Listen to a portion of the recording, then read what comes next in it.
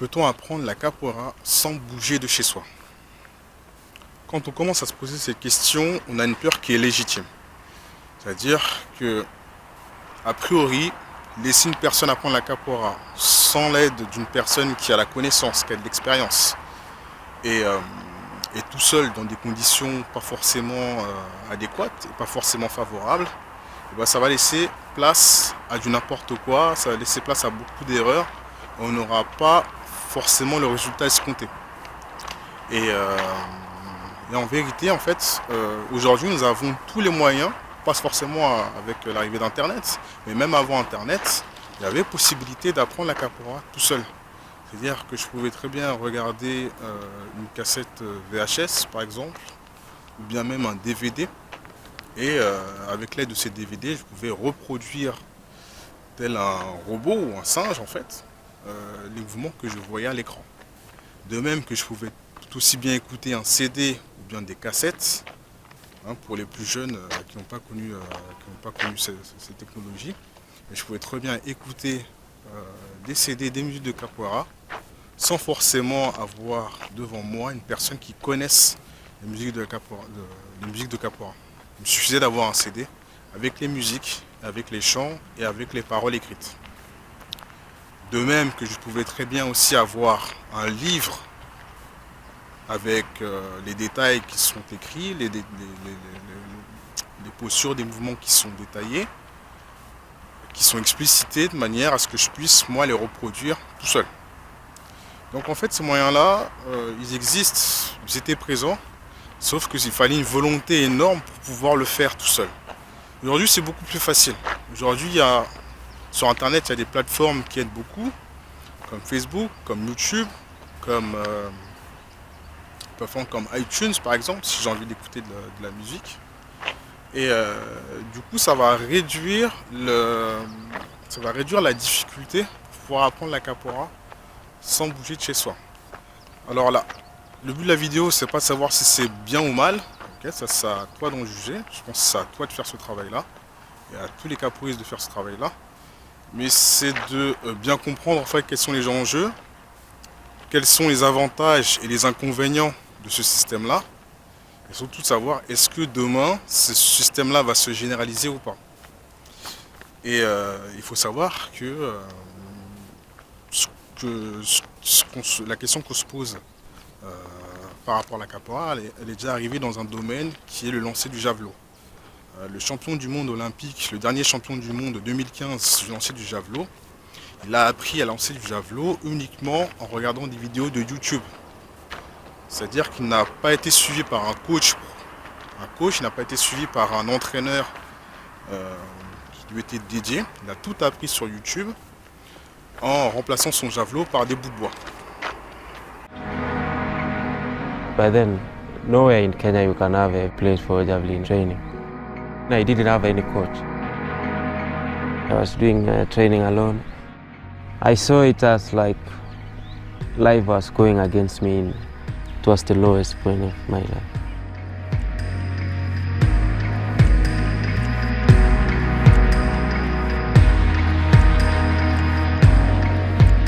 But I didn't even give up.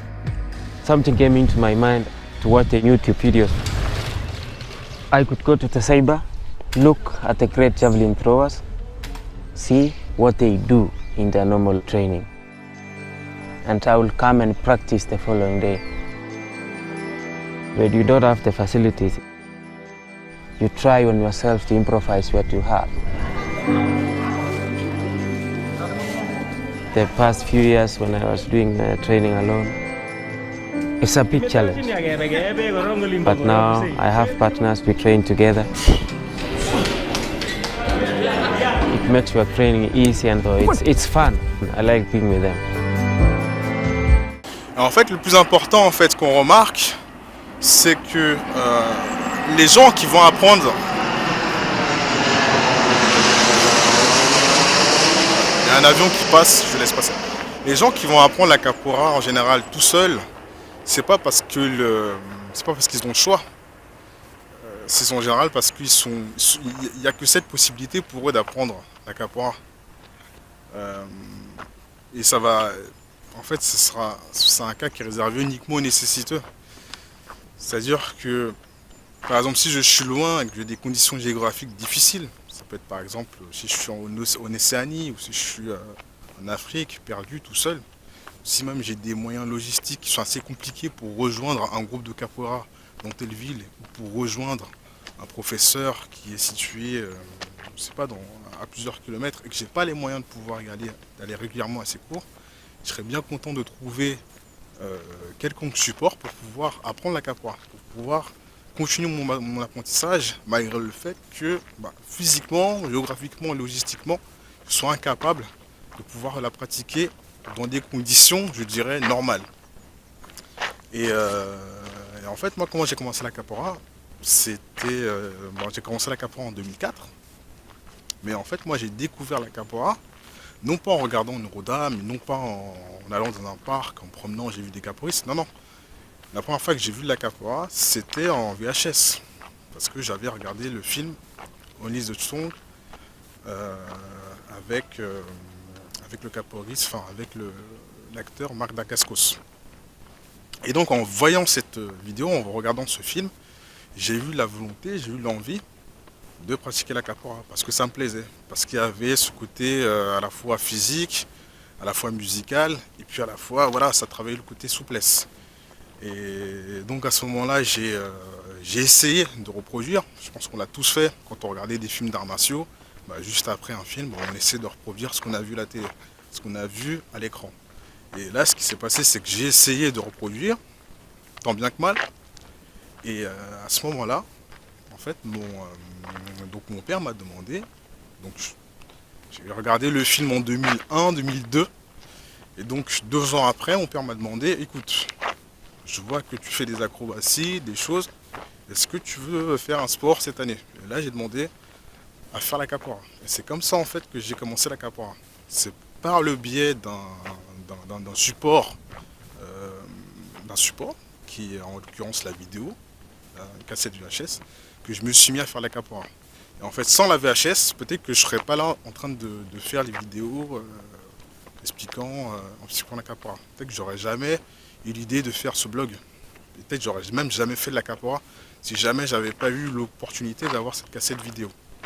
Et donc c'est en fait là que je voulais en venir. C'est que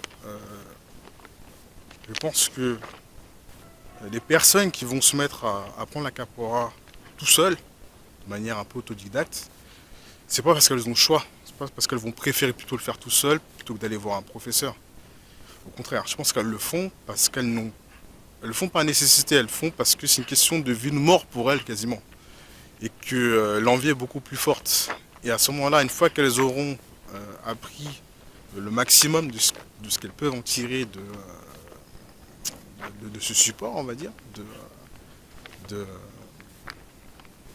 oui, de ce support, et bon, elles vont commencer à aller à la recherche d'autres capoeiristes, de leurs pairs, de personnes qui sont comme elles, qui ont envie de pratiquer cet art et qui ont envie d'évoluer.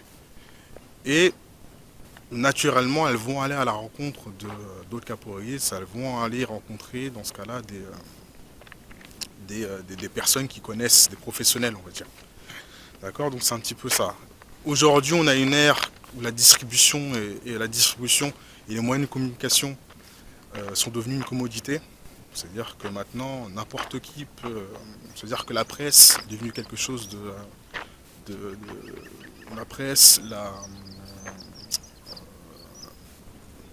les chaînes télé, les médias, de manière générale, est devenue une commodité. C'est-à-dire que n'importe qui peut créer une chaîne de télé, n'importe qui peut créer un magazine, n'importe qui peut créer une radio. D'ailleurs, ça existe déjà, la capoeira. On peut trouver des radios consacrées uniquement à des musiques de capoeira. On peut trouver de la presse, des revues, des magazines consacrés uniquement à la capoeira. On peut trouver aussi des chaînes de télé